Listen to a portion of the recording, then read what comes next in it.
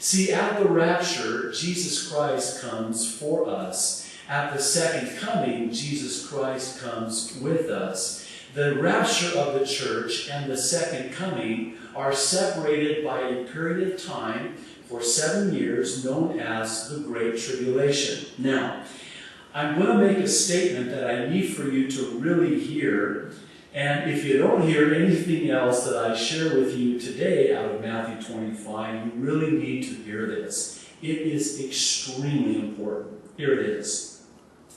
Though the rapture could happen at any time, and yes, we need to be ready because we do not know the day or the hour, we need to be ready for the rapture as if it could happen at an hour that we do not expect it this afternoon.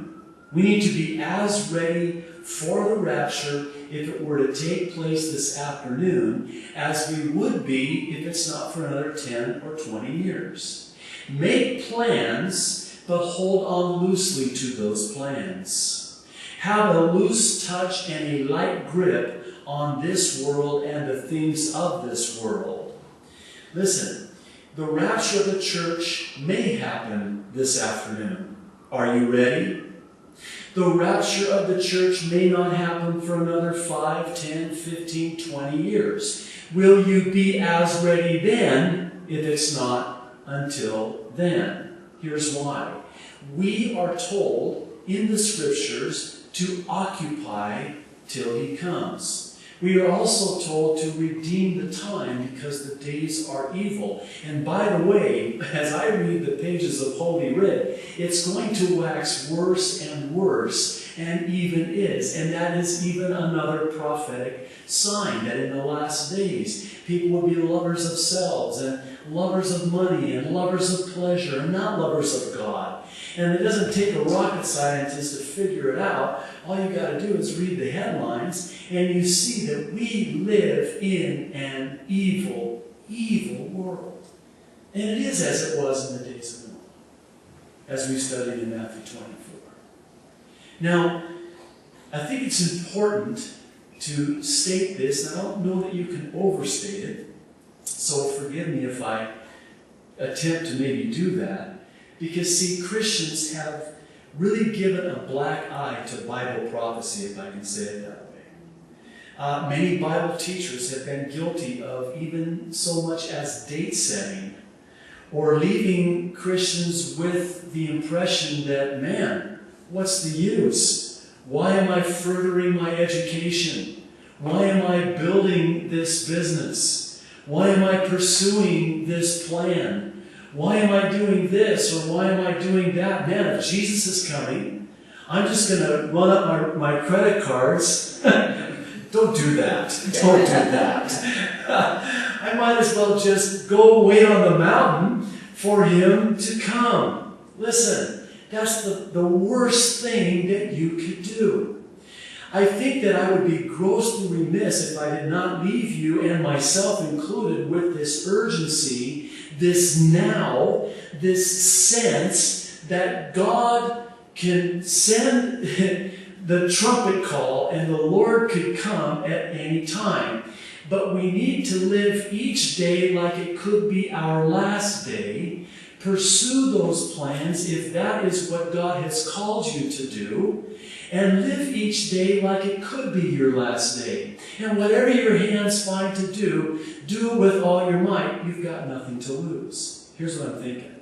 For those who figure, hey, what's the use? I'll drop out of school. I'll drop out of life. I'll just wait for the Lord to return. I believe the Lord could come at any time. There's really no point. There's really no purpose in really doing anything. I'm just going to wait for the Lord to come.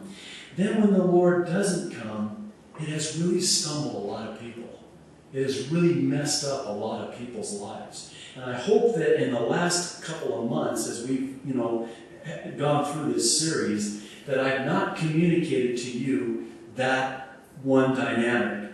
That is, again, the worst thing that we could do. I think, if anything, what we need to be doing is we need to be living our lives with this sense of urgency. Because really, the purpose of our lives is simply two things. Number one, to know Jesus in a saving way. And number 2, to share Jesus with others so they know him in a saving way. Number 1, to know Jesus. And number 2, to let others know about Jesus. Here's one more thing, and then we'll get started here. And I apologize for the long introduction, but again, I think it needs to be said. Aren't you glad the Lord didn't come back before you got saved? You know, the Lord is not slow concerning his promise, the way Peter says, you know. It does seem like the Lord delays his coming. I got saved in the year 1982. I thank God that he did not come in 1981. I am just very conscious. Now, again, some of you are wondering, well, what happens after the rapture? Will people have a chance to give their lives to Jesus Christ during the tribulation? Yes and no. Let me explain. It's going to be extremely difficult to come to a saving knowledge of Jesus Christ after the rapture. Why? 2 things. Number 1, the Holy Spirit is removed from the earth. The Holy Spirit is still present, but not in the in or the epi. In other words, not in the believers, because the believers have been removed. Not in the epi, in the original language, where the Holy Spirit is poured out, but he will still be power alongside. He will still come alongside people, but here's the problem, and the second reason why it is extremely difficult. See, God says that he's going to send the world a strong delusion, and they will be deceived. It's been said that when you reject the truth, you are susceptible to the most bizarre of lies. This is why some Bible teachers believe that at the rapture, people who are left behind will be told that it was alien abduction. Have you noticed the increased interest in alien abductions? Mercy. I mean, I look at some of these TV programs that are coming up, Vanished, Without a Trace. I think that this movie, years and years ago, Invasion of the Body Snatchers, remember that movie? Good, that means you're close to my age. I love you, man. You young people are going, huh? Yeah, like a dog when it doesn't, quite understand. No, I did not just call you a dog. I'm just saying that you're too young to understand. But there was this movie years and years ago, Invasion of the Body Snatchers, where aliens would come and possess these, people and invade them and possess them and snatch away their bodies. See, I believe this is a desensitizing of people, and it is part and parcel to the deception that people will believe because they've rejected the truth, and Jesus Christ is the truth. See, and those who enter the tribulation are going to have a very difficult time surrendering their lives to Jesus Christ.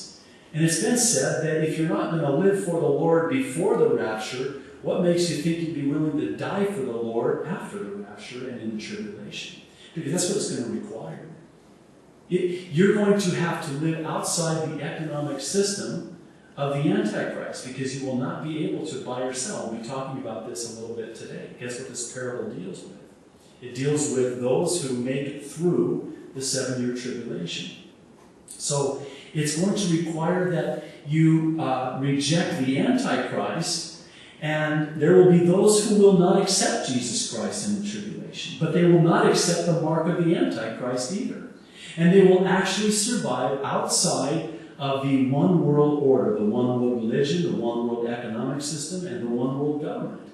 And they will make it through the tribulation miraculously, and they will be allowed access and enter into the millennium, which is a 1,000-year rule and reign here on planet Earth in its pre-fallen state. And those who make it through the tribulation and enter into the millennium will have the bodies that Adam and Eve had. That's why they'll be able to live for 1,000 years. And during this 1,000-year period, Satan is bound. I'm getting ahead of myself. We'll talk more about this. I know this is kind of gnarly to some of you, and it really is weird, because when you think about the earth in its pre-fallen state, and we're going to be ruling and reigning with Jesus Christ with an enforced righteousness of sorts during this 1,000-year reign, during this millennium period.